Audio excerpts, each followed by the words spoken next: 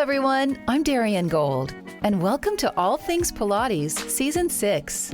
As we dig deeper into the life of a contrologist, this season's guest list shares what the Pilates methodology can offer to anyone who desires health and wellness. On this show, we'll explore, seek, and investigate what's possible when we incorporate contrology into our lives. In the 1980s, Elena Bartley, our guest today, was a company member of Dance Theater of Harlem, the most prestigious black ballet dance company in the world. As fortune would have it, Elena learned about the Contrology System, AKA Pilates, from the company's executive director, Kathy Grant, who was, as many of you know, a disciple of Joe Pilates.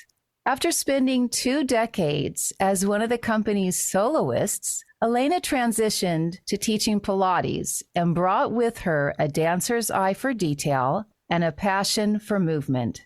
She also studied with other first-generation teachers, Fletcher, Gentry, Grimes and Romana Kryzanowska, who all informed Elena's teaching.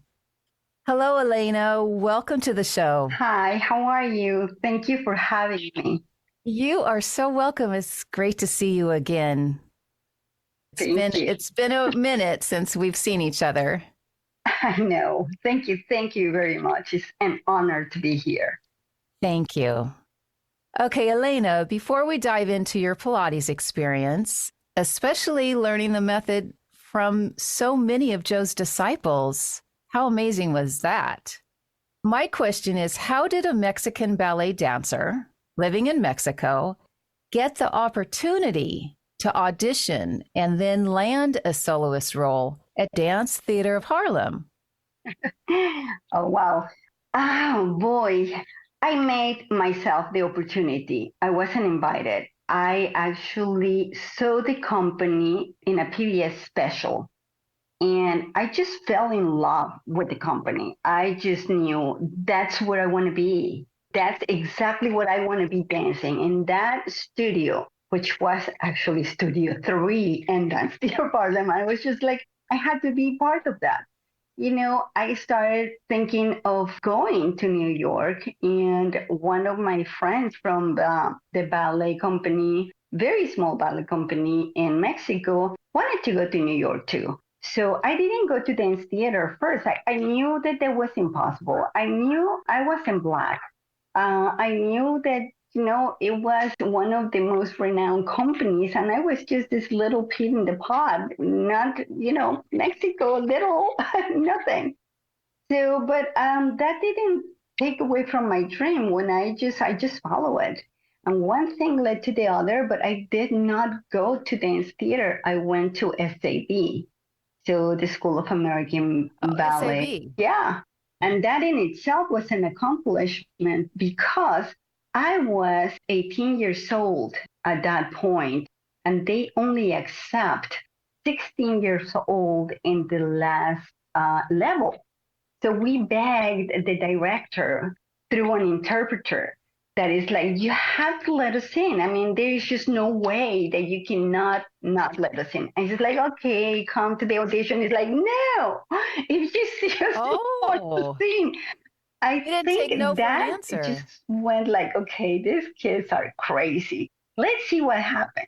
And they never actually had Mexican students at that point in the summer.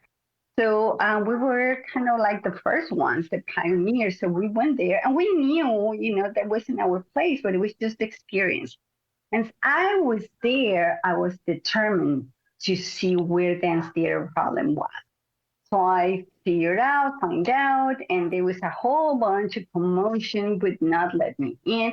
I did not speak English. Oh, wait a second. Let's not gloss over that. So you get on the train, Mm-hmm. right? You go up to, where is DTH? It's 152nd. Okay, 152. Okay, 152nd. So are you taking the number? You could take the A train or the C train or the number 1. But SAV was right on the 63 63rd station. Street. And it's like, so I took the number 1, which is right. I took the one train, I got off, and, I wasn't really asking. I was just kind of following my instinct to where it was. And it took me a couple of days because I will come back and nothing was there. I was lost, didn't speak English. My second language was French, so couldn't communicate. It was a mess.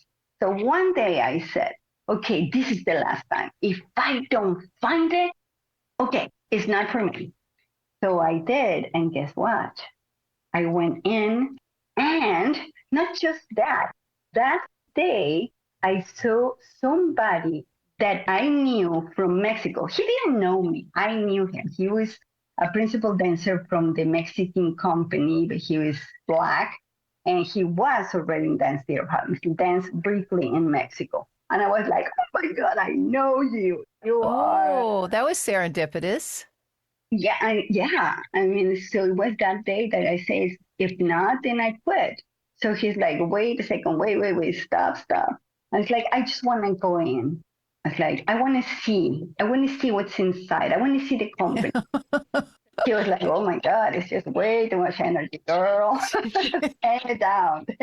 He got me in, and I met so many people that immediately they start asking me, come to the summer, finish the summer with us. It's like, well, I have to finish with SAB.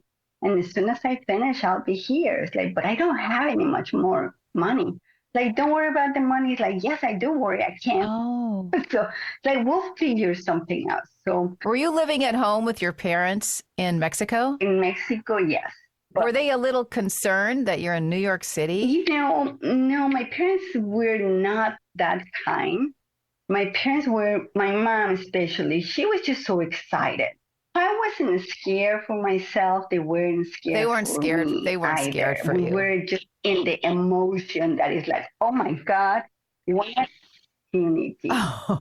So, and so that was it. So I understand. I went in, I did not audition, I did not nothing. I started taking classes. And when you are passionate about something that much, it shows. It shows. And it was just that kind of energy that's what drives Mr. Mitchell to hire people. He did not really care much about much technique or talent or, He wanted the passion. He wanted that raw energy that you will throw yourself into any circumstance. And that's what I had. I was just like a wild horse. I was just like, okay, yeah. And also a good asset for him is like you have to have a beautiful feet. Oh, yes, you do. Yes, you do. And that's what actually got me, my drive and my feet. Okay, but then did you have to actually audition? No. So I went to the school. The company wasn't there. They were in Australia. And as I said, Joe Wyatt was part of the summer. So I was having somebody that spoke a little bit of Spanish, so guiding me. So they liked me immediately. So they asked me to perform with them at the end of the summer. And they gave me a principal role to perform. And to this day is my favorite. Who choreographed it? Balancing. It was the fourth temperament, the third team.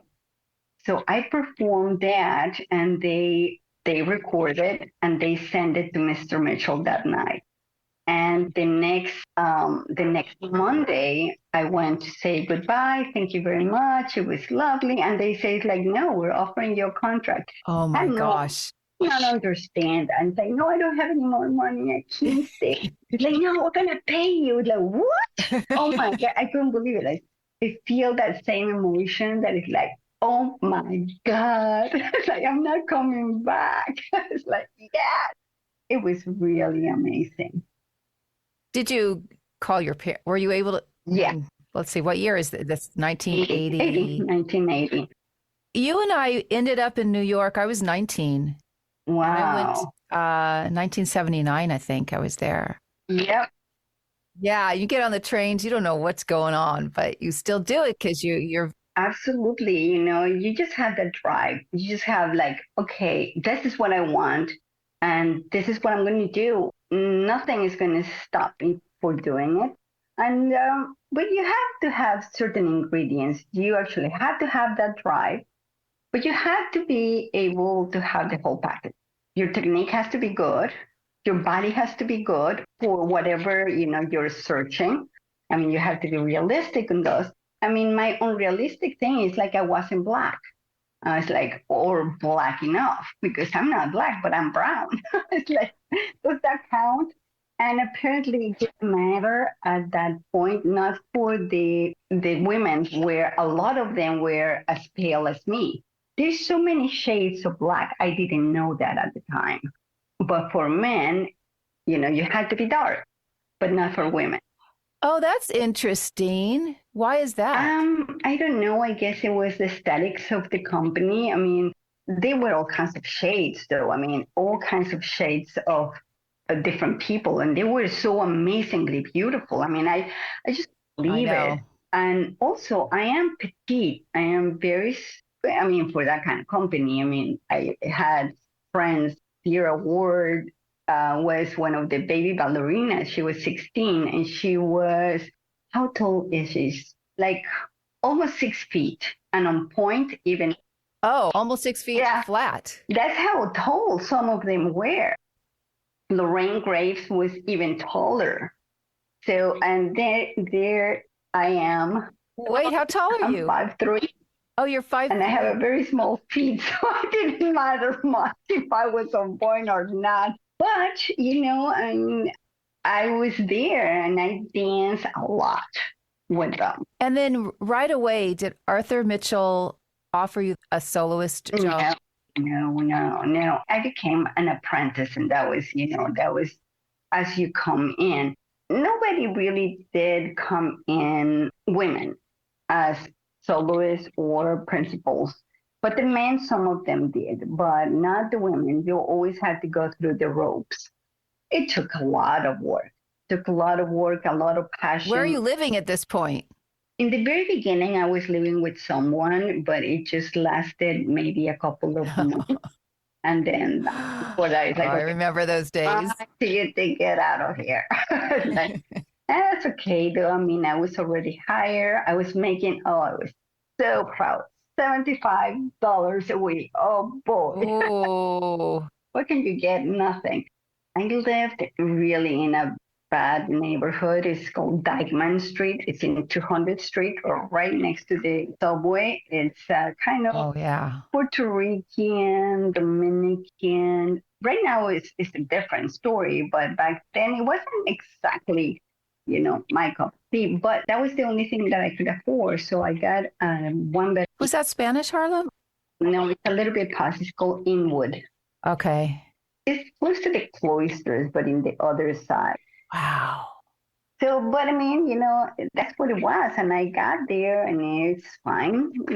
People start knowing you. So you're not afraid. When you're that passionate about what you're doing, you care less if you are in a hole, you're not even paying attention to that. I mean, later on, I wish I did pay attention, but it didn't matter. I was just happy. How soon after you were in the company did you meet Kathy Grant? Well, Kathy was a fixture there in the summer. So when I went in the first summer, I met her and she was there. And she was there teaching the summer for, she was doing the contrology, even though she didn't call it anything. It was just, What? some exercises. She didn't call it anything? I don't remember that they call it anything. It was just some strengthening exercises on the floor. Or maybe I wasn't paying attention. She didn't even mention Joe Pilates? No, I don't remember. I remember I didn't understand English. Like, it took me 5 years to understand English. It took me 5 years. So I will observe a lot and I will copy a lot. So, and I will copy movement and whatever it felt good, and she was always correcting in doing. And a couple of things that she did, and that I do remember, it's the breath, because she would have us like saying things as we roll up or saying Yes. things as, I mean, it's like, tell me your full Yes. name, where your address, and now the telephone. And through all the exercises that you were doing, you were talking. Yeah. Because obviously, and now I know, dancers don't breathe. And instead of her explaining us, no explanation, just move. And then it's like, she was like, okay, I'm tired, you guys, bye. Bye. It's like, she was like that. And she will use anything, I mean, anything that it was accessible there. I mean, it's like, okay, take this, now put it there, now hold it tight, things like that. But you Did were she not, demonstrate? no. She never demonstrated? No, it was just like directing.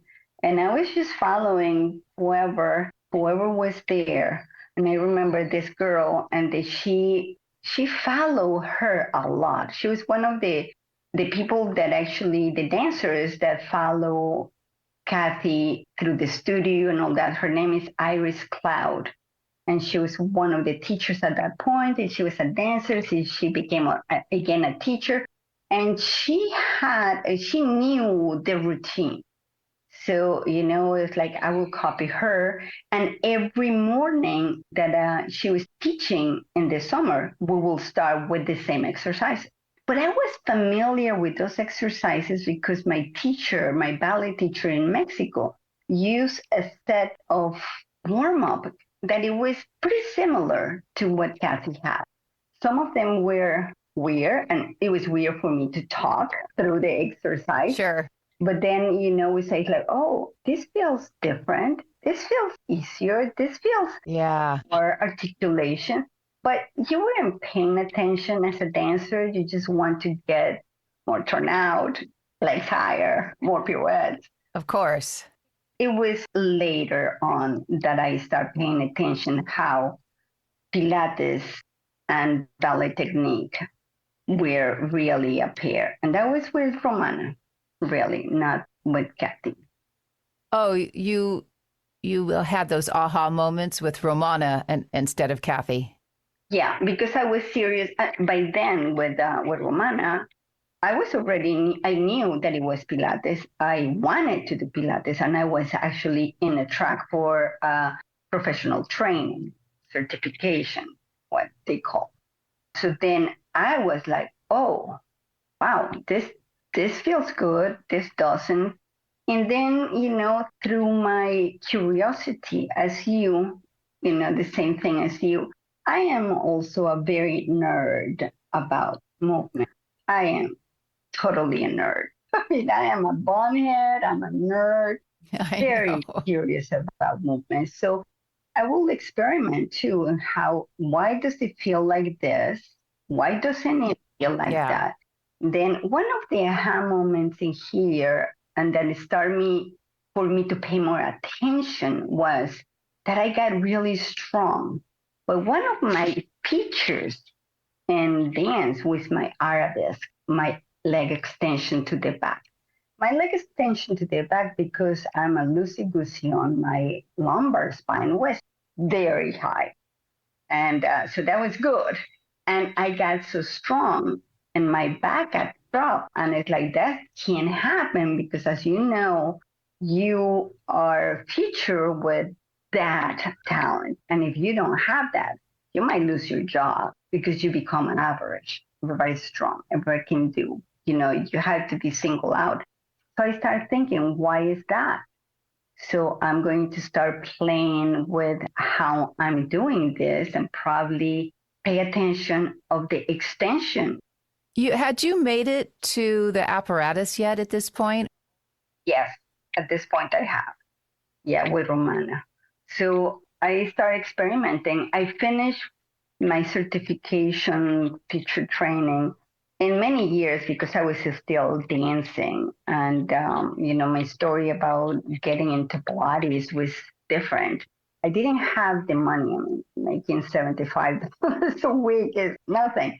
The Pilates classes my friends were taking, either with Kathy or with Sean or with Romana, with anybody, they were in the range of $35 to $50 a pop because they're private lessons, though. I mean, even though it's in the late 80s, and I had no, like, forget it. No way I could actually spend that kind of money. So I got injured, thank God. And Dr. Rose was our doctor, and I begged him. It's like, you have to give me Pilates, please, please. Sean Gallagher was our PT, and he says, like, Sean just opened a studio, so it's going to be the same thing. I'll make sure that he gets. Is this PAPT on 74? Yeah, right underneath steps. So and next to Zabar's. Yeah. Zabar's. Oh my gosh. Love it. So it was great. He agreed. So I went to Pilates class. My first teacher was Steve Giordano, which with Sean, and he had worked with Romana. So Dr. Rose provided me from scholarship for a full year of Pilates in Sean Gallagher's studio. Yeah, the one right next to Savers and underneath steps was perfect. So Steve Giordano was my first teacher, and the year went fast. So he came back to me and he says, okay, that's it, you have to go. But there is something I can do, and we're going to start the certification with this teacher. Her name is Romana Kryzanowska. She's going to start working with us. And if you want, you pay me $2,000 cash, and you can be in, and it can be done at any time. You can come in anytime. You have full use of the studio, and it doesn't matter how long it takes you to complete because I know you travel. And I was really, there was a couple of us. Another girl from Dance Theater that took it, Judy Tyrus, she's the principal. And so we said, okay, well, if those are the conditions, we take it. So it took us a little while to pay $2,000. It was a lot of money, so it had to be saved on tour. It's like, you'd rather not eat per diem. You just, so I did pay, and he did honor that. However, it was not ideal for Romana. I mean, it was ideal for him. But now that I do, or I did teacher trainings for many years, I can imagine what she thought. It's like, this little ballerinas, bunheads, they're not ready for being a Pilates teacher or even being close to the method because they don't deserve it. And definitely we didn't, though. I care for myself and the method to understand it, but not the way that I should have. And also, I did not intend by any means to teach Pilates. Never in my right mind I was going to do that. I was like, something that it was a gem for me. I loved it. It made me feel good. It made me feel strong, and it started making me understand my movement and my curiosity about movement. But I was like, I can never teach this. I can never teach.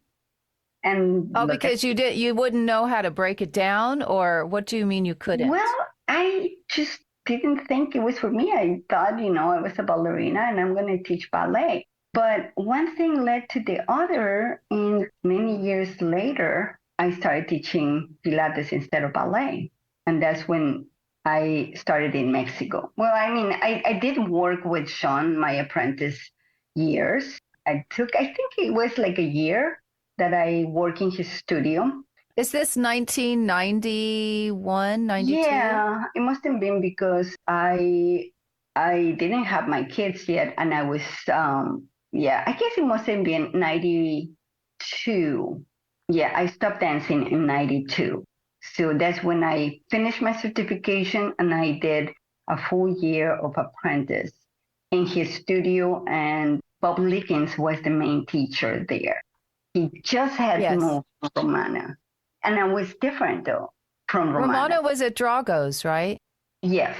And that's where I did all my the end of my teaching. I did 6 months with Romana, teaching there at 6 in the mornings and all that, and then did my testing. And then I started working with Sean for a little bit, for a year. And then that's it.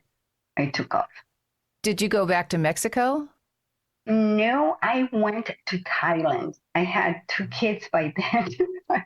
And I went to Thailand when there was no Pilates. And I was trying to teach it in a beautiful health club. They did not understand me. I was like, but this is hard. This is too hard. I was like, yes. Because there was no equipment and I only had like a magic circle and TheraBands and stuff. I started trying to make sense of the method with what I had. So that's when I started really evolving in my thinking, not just taking what I knew the way I learned it, but it's like why and why. And one thing to the other and to the other. And then, you start going away from one thing and coming back later on with more knowledge. So, I experimented with a lot of the other side, contemporaneous Pilates and all the people that were making up stuff. And I found it. Oh, you're saying contemporary. Right. So I did like it in a while to only make me go back to classical to understand it. Why are they making this up? Why can't they just stay with this? It's here. So, and that's why I started going to all the teachers I could. At that point, it was John Fletcher that I took a couple of workshops, and my best friend was teaching the method as Ron Fletcher knew it. And Ron Fletcher loved her. Her name is Rebecca Ramos in LA. And she was working with Diane Defender, so they were really tied into Ron. And I loved it, but it's so different from what I know. So Ron went off on his own as Eve, Jay to some extent, Kathy. And that was one of my questions because you have worked with 5, Ron, Eve, Jay, Romana, and Kathy. Were they very much different? Totally They were totally different, I see. Yeah, but totally different in the same route. They had the same route. They didn't deviate from the route. It was just the ways it was different. Can you give an example? They all moved from the center. And it was very, very important that you find your core. Well, they were all dancers. Yeah. But dancers, we are the worst with our pelvis. We just had no idea what to do with it. That's a good point. Right there. That's a good point. So it's how can you stabilize it without talking, without doing, or without being overly extended? How can I do this from the center? Or Ron, it was the most that I took from him was the breath. And it took me so long that I, very percussive and noise, and that it did wonders for, opening my lungs and all that. Once I was able to really direct it to the core and not leaving it in my throat. Yes. Because it took time to actually practicing, believing in it. Then I decided it really wasn't for me. That was not what I wanted because it was very difficult not to get into your neck and throat. Yes. And if you were not able to actually fully digest the entire system, the way he has it, because he goes beautifully with the movements that he does. But for me, it was more dance than Pilates. What about Eve? How about Eve?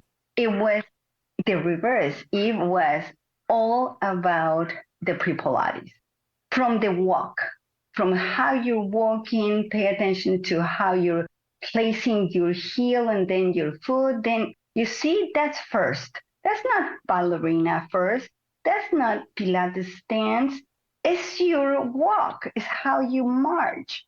So it has nothing to do with a position that we made up. It's just how you actually come into your natural turnout. It's like, wow. It's like, now that you pointed out. So that's what it is. Okay, wait. So let's stop right there. Hey, everyone. Want to level up your teaser? When I'm not interviewing or editing, I'm helping students just like you get to the next level. If you'd like to understand the Contrology technique, come learn from me, whether online or in person. Just know I'm here and happy to help. Now, back to the interview. So you're talking about how a skeleton, if we're imagining a skeleton hanging, the feet are slightly everted, but that doesn't mean the femurs are externally rotated. Because I think Joe's cue was heels together, toes apart. But he never said anything about the actual thigh bone. Is that correct? Not that I know.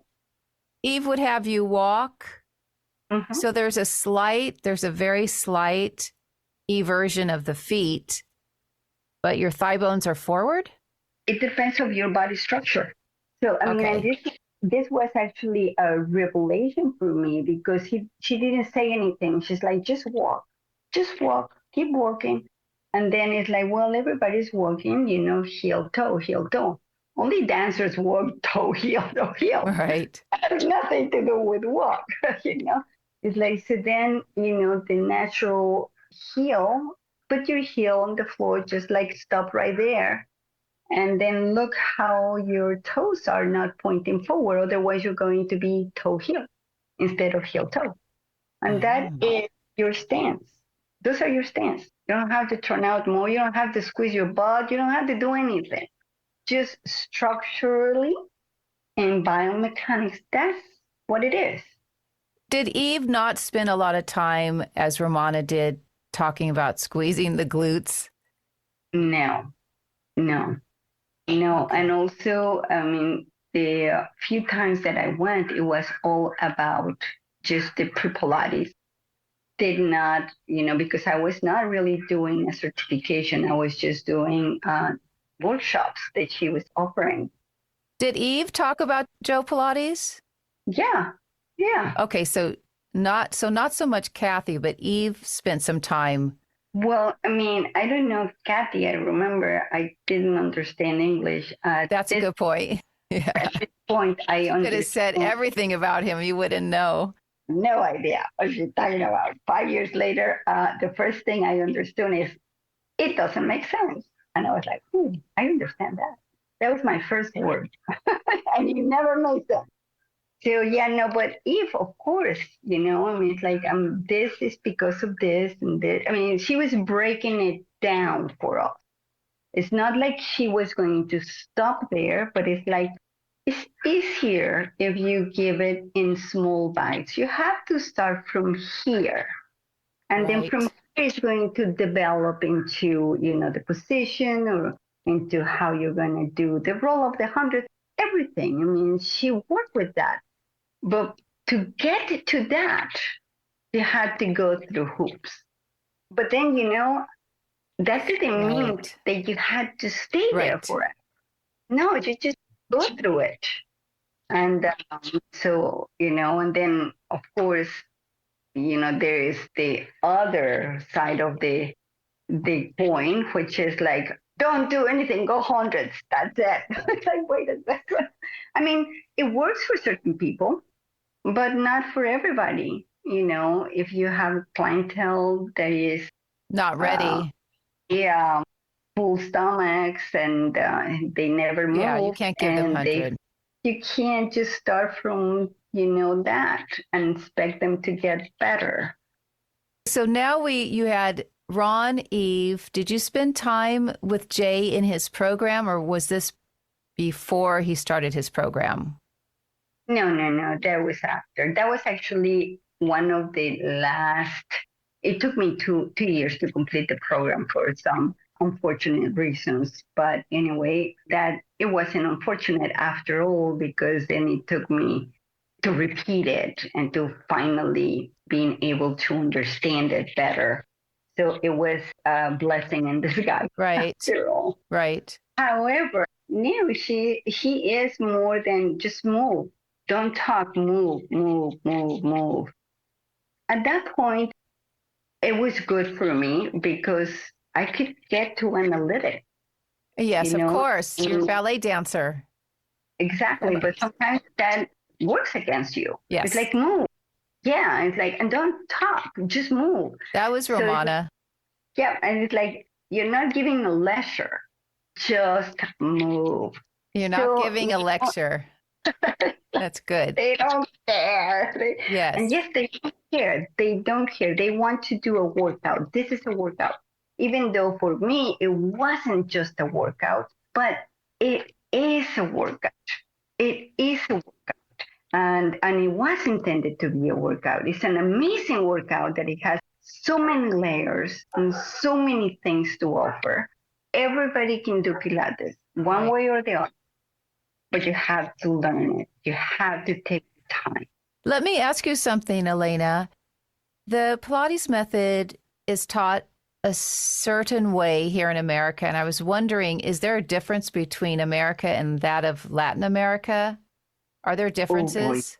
Oh, yeah. And unfortunately, not nice. Not nice. It's not. And, it's difficult though. I mean, especially in the rest of the world that doesn't have too much money. And this method is expensive in itself. So it's an economic issue. It's not like people aren't interested. No, they are very interested. But in Latin America, I mean, and I hate saying this because I know people are going to take it the wrong way, but it doesn't matter. It's true. I've been teaching the method in Mexico, Costa Rica, Brazil, other places. I went to Chile, I went to Venezuela, and almost every province in Spain. And first of all, there was no classical Pilates when I started. And I tell you, it was 15 years ago. Maybe two schools in Spain, and of course, very good ones. I mean, Javier Perez Pont was one of them, but they're close to the public. If you don't belong to Romana school, and they're not going to let you in. And I've heard that many times. That's unfortunate. In Mexico, nothing. There was nothing. 15 years ago, I went to Mexico to see my parents. I saw a billboard that says, "Look at me, I'm beautiful because I do Pilates." And it's like, that is a yoga pose. It's like, who is this person? I'm going to go contact her. It's like, don't say Pilates when you're doing it. Yes. I mean, I'm like, what? No, this is Pilates. It's like, no. You want me to teach you a class? It's like, yeah, come teach me a class.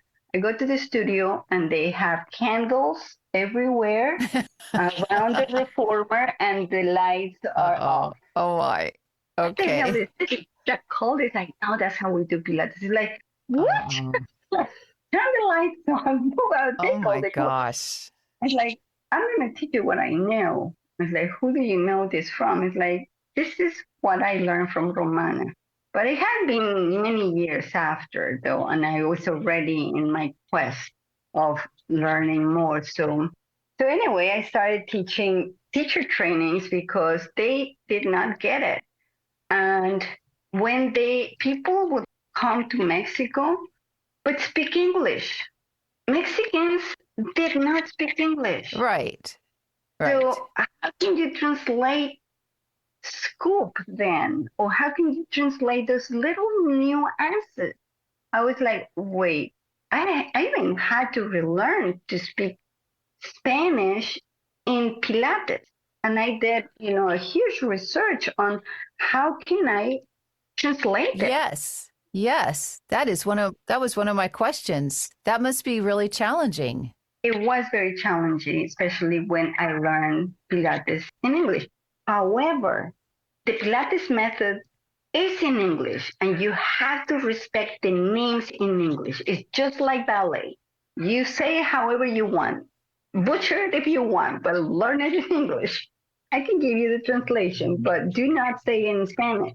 Say it in English. Oh. And That was a big no. Oh, no, no. It's like, no, yes, yes. Otherwise, you're not going to understand when someone else comes.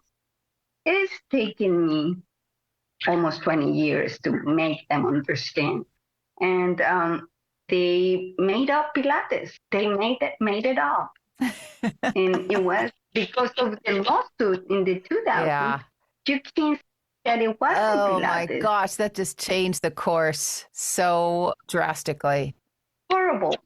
But I was determined that I was not going to say that this is wrong. It's just different. It's like, okay, great. I'm so happy that you learned Pilates 10 years ago. But let's figure this out. Yes. And I'm going to teach what I know. I'm not going to say it's better, it's best, whatever. This is where You I experience it. And just see how it feels. Right. I didn't say anything because I knew that I said it was classical. They were going to kick me out of the room. Yes. It had a bad reputation. Yep. It really did have a bad reputation. And everybody says, like, you're talking under. It's like, no, you don't understand. Let's figure this out in every single body. It's not the same. So people did not take the time to understand it. Even if they went to New York for 2 years, 2 years is not enough. No. Not enough. Elena, let me ask you, have you taught in this country, in America? Yes. I lived in Ohio for, well, first of all, I lived in New York for many, many years, and that's where Yeah. But then soon after I quit dancing, I had 2 kids, and then I moved first to Thailand, and then I didn't want to come back to New York. It's too expensive, so I went to Ohio. That was my first encounter. This lady visiting a museum with my mother-in-law was like, oh, this is Cynthia Taylor, and she has a Pilates studio. No, isn't that what you actually teach there, Elena? It's like, yeah. It's like, oh, really? You have a Pilates studio? And it's like, yeah. You know what? She was studying with Eve, and she would take any workshop that she could take. I mean, she was also wealthy, so she was able to do that. But when I went to her studio, oh my God, I was like, no. So hold on. Not more candles, not more candle burning. Well, might as well. It was just, she did not understand it. So I started working with her. And because I started working with her, and I worked even a little bit of ballet so she could understand where this was coming from. You know, how the use of the feet and how the use of the lengthening and what was that. And so she liked it very much. So we became kind of partners. And then later on, it was a disaster. But anyway, it doesn't matter. I developed a lot of my teaching technique working with her. She was hard to understand. She was an older lady, very eager, very fit, but had no knowledge of body awareness. So to awakening all the parts, and she did learn, but then. I like what you said. I like what you said about Contrology, that it's so multi-layered, that it really is a lifelong study. Yeah. I want to ask you something. We talked about this in the pre-interview, and feel free to express yourself. How's that for a preamble? I'm afraid. Okay. So yeah, you can say whatever you would like to say. Will you speak about this exclusive club that seems to be in our community, various cliques that seem to exist? I know it's not me because I hear it from a lot of people, that there's definitely a vibe out there more on the classical side than the contemporary side, because I think those folks are a lot more open generally to anything, So I would have to say on the classical side, there's definitely some cultish behavior. And I'm wondering if you agree, and if you do agree, what are your thoughts about that? Yeah, I do totally agree. And there is definitely clubs and cliques and all that. And, I give a lot of thought of that because for many years I was annoyed by them. If, why certain people are just can be promoted or can be called for giving more opportunities than others. And you can actually even see it through, after the pandemic, everything kind of like went boom. You never really saw any Pilates teachers other than they were super fit and super, sorry for saying the word like that. And I don't mean it disrespectfully. Why? It was only, and if you were not fit in those molds, you were not going to be called into, into the clique, into the club, into promoting, to whatever. So, but that happened to me. So wait, so are you saying that these cliques were all white people? Yeah. In the beginning. Okay. Yeah. Okay. In the beginning. Yes. Okay. Yes. It's changing a lot.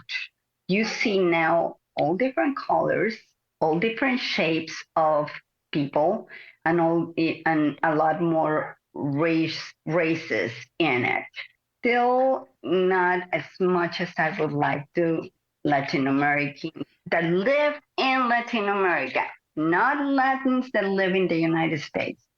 Latins live in their countries representing their craft because nowadays they are people that have 20 years experience of teaching the method or more, and they still live in their countries and they have researched the method. They have, don't see them giving the opportunity, really. But anyway, and that's why I always gave myself my own opportunity. You created your own opportunities. It's like, yeah, but that's from dance, It's like when I was. Yes. You had that experience when you were 18. Well, yeah, I mean, I do, I was in a company that I was the minority of the minority. So, and I understood that I was not going to be given the opportunity. So how can I create my opportunity? Well, in dance, I learned everybody's role. Everybody's role. In any given time, I could be on stage, if the opportunity. Something happened. Right. And one time it did. And that's how I became a soloist. Somebody got hurt, like right there in front of me. And I ran on stage, and it wasn't. A Star is Born. I was the principal. I was like, nobody's going in. The partner's right there. I know it. So I ran. Oh my God. How exciting. This guy just opened his eyes. He's like, what the hell? You're in a process. It's like, you're this tiny thing also. Oh my God. So, it was funny though. I was petrified at the end. I was like, oh my God, Mr. Mitchell's going to crucify me. How dare you? But then he's like, looked at me and he's like, good job. What's that? I was like, oh my God. And then from then on, he trusted me a little bit more. Mm-hmm. But not enough that made me happy that I felt like, that I can show what I got. So I created my own opportunities and do the same thing in Pilates. I'm glad that you are saying this because one of my last questions to you was advice for teachers who may not be getting the opportunities. I love that you're putting out there that you create your own opportunity. Basically, you create your own reality. Mm-hmm. So if you're not being let into whatever clique, exclusive club, why would you want to be in them anyway? You create your own. Exactly. And I know from seeing you, it's like you have no idea how long I searched for you. Oh. And it was only by chance that I came across to you again. I saw your video in the 90s, right? Or 2000s? My first app was in the App Store in 2010, I believe. Okay, so that was done. Okay, so actually, that's not true.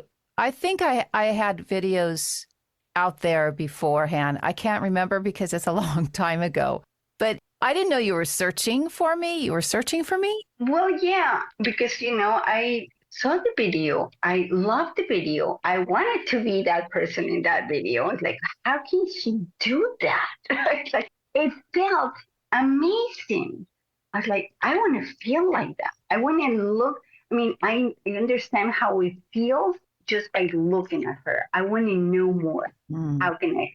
And I research my body and all that. I mean, even though I'm a ballerina, I'm not Lucy or like watery like you were. I mean, that movement is just to me so intriguing. But I never found you. There were no social media. And then after I know that you were sick, and I was like, this is her. This is that person that I want, And then, I moved to many things. I had to move back to Mexico, and then I saw you again, and I told you, I was like, I want to take some privates from you. I guess you reached out with Instagram. Yeah. Okay. Yeah. It seems like a long time ago already. I know, but it was like, oh my God. So I saw a couple of your clips, and it's like, this is her.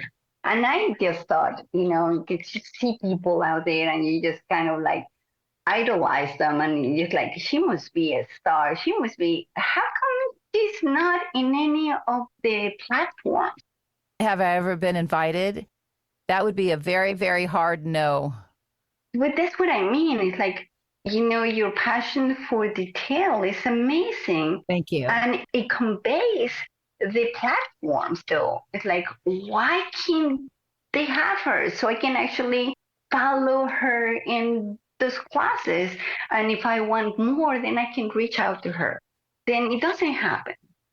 But I did find you, thank God, for the gram. Yes. And, so it's not necessarily who knows more or who knows it in a way that, some people crave. But the reality is not that many people crave this kind of depth. That's a really good point. It probably doesn't sell as much as yes, let's hang here. It's like, oh my God. They keep showing all these things. What's interesting, though, is I think a majority of my students all want that depth. And when I teach, from my experience, many, many, many decades, we don't have to say 5, but 5 decades worth, I am in there with you when I'm teaching. I'm in your body with you. Yeah. So it seems as if the students who are open to that experience and want to dig in deeper, they're the ones who are transforming. Absolutely. But I think it needs to be shared, and it's up to the public to come across that. And it's just like, I want to do that. I want to take the time. But if we don't present it out there, then it's, again, people don't know it exists. Yeah, it's a very, very elite club again, which I am thrilled to be part of it. But I think that's the kind of things that it will preserve the method the way that it should be preserved. And it is still, you're not changing anything. You're not changing the workout. You're just making it more depth to each body, Yes. And we're not changing anything. It's not a philosophy. It's not anything. It's just learn it this way too and see what happens. Yes. But that's why I always get in trouble for saying that. But it doesn't really matter. And thank you for your kind words. Elena, if a teacher or a student wants to reach out to you, do you have a website? I am the founder and director of Pilates video, which is a platform, the only platform in Spanish, like Pilates Anytime or Pilatesology. Oh, wonderful. And they can me just like that. There is, I take every single email, or they can connect me through Instagram, Elena Bartley, or my Facebook, Elena Bartley, and messengers, all that. And I answer every single one of them.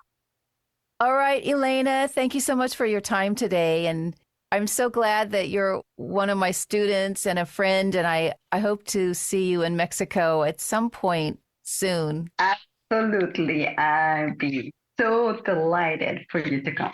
Yes, and I think we probably could get a nice, healthy group of people. That would be awesome. I would love that. That would be amazing. Yes, you would be a beautiful host, I can already tell. Oh, it would be fun. Thank you, Elena. Thank you. And thank you. It was definitely an honor to be part of your podcast. All Things Pilates is produced, written, edited, and hosted by me, Darian Gold. Mastered audio mix, Fabian Romero. Original music, AKA Johnny. And we'd love for you to leave us a review on Apple Podcast or Spotify. That way you let all of us know what you like about All Things Pilates. Also, if you're interested in helping to support this podcast, become a subscriber. It helps to cover all the back-end costs that accrue when producing a show. To learn more about how you can be part of our growing community, check out our show notes. Lo que es para mí, siempre será para mí. If it is going to be, it will always come to me.